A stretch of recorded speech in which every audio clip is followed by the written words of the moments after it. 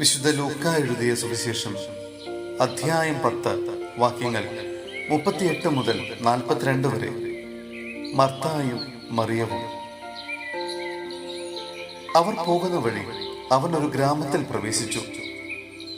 മർത്ത എന്നു പേരുള്ള ഒരുവൾ അവനെ സ്വഭവനത്തിൽ സ്വീകരിച്ചു. അവൾക്ക് മറിയം എന്നു പേരായ ഒരു സഹോദരി ഉണ്ടായിരുന്നു. അവൾ കർത്താവിന്റെ വചനങ്ങൾ കേട്ടുകൊണ്ട് അവന്റെ പാദത്തിലിരുന്നു. മർത്തായാകട്ടെ പലവിധ ശുശ്രൂഷകളിൽ മുഴുകി വ്യഗ്രചിത്തയായിരുന്നു.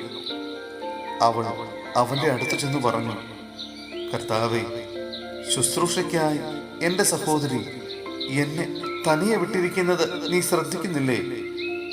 എന്നെ സഹായിക്കാൻ അവളോട് പറയുക. കർത്താവ് അവളോട് പറഞ്ഞു, മർത്ത, മർത്ത, നീ പലതിനെക്കുറിച്ചും ഉത്കണ്ഠാകുലയും അസ്വസ്ഥയുമായിരിക്കുന്നു. ഒന്നു മാത്രമേ ആവശ്യമുള്ളൂ. മറിയം നല്ല ഭാഗം തെരഞ്ഞെടുത്തിരിക്കുന്നു. അത് അവളിൽ നിന്ന് എടുക്കപ്പെടുകയില്ല. സഹോദരരെ, വിശുദ്ധ പൗലോസ്ലീഹ റോമായന സഭയ്ക്ക് എഴുതിയ ലേഖനം അധ്യായം 12 വാക്യങ്ങൾ 3 മുതൽ 8 വരെ. ക്രിസ്തുവിൽ നവജീവിതം.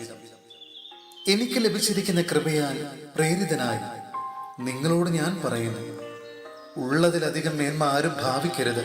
മറിച്ച് ദൈവം ഓരോരുത്തർക്കും നൽകിയിരിക്കുന്ന വിശ്വാസത്തിന്റെ അളവനുസരിച്ച് വിവേകപൂർവം ചിന്തിക്കുവിൻ. നമുക്ക് ഒരു ശരീരത്തിൽ അനേകം അവയവങ്ങൾ ഉണ്ടല്ലോ. എല്ലാ അവയവങ്ങൾക്കും ഒരേ ധർമ്മമല്ല. അതുപോലെ നാം പലരാണെങ്കിലും ക്രിസ്തുവിൽ ഏക ശരീരമാണ്. എല്ലാവരും പരസ്പരം ബന്ധപ്പെട്ട അവയവങ്ങളുമാണ്. നമുക്ക് ലഭിച്ചിരിക്കുന്ന കൃപയനുസരിച്ച് നമുക്കുള്ള ദാനങ്ങളും വ്യത്യസ്തങ്ങളാണ്.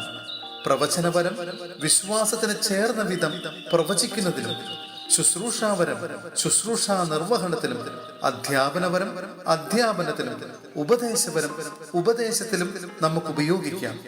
ദാനം ചെയ്യുന്നവൻ ഔദാര്യത്തോടെയും, നേതൃത്വം നൽകുന്നവൻ തീക്ഷ്ണതയോടെയും, കരുണ കാണിക്കുന്നവൻ പ്രസന്നതയോടെയും പ്രവർത്തിക്കട്ടെ.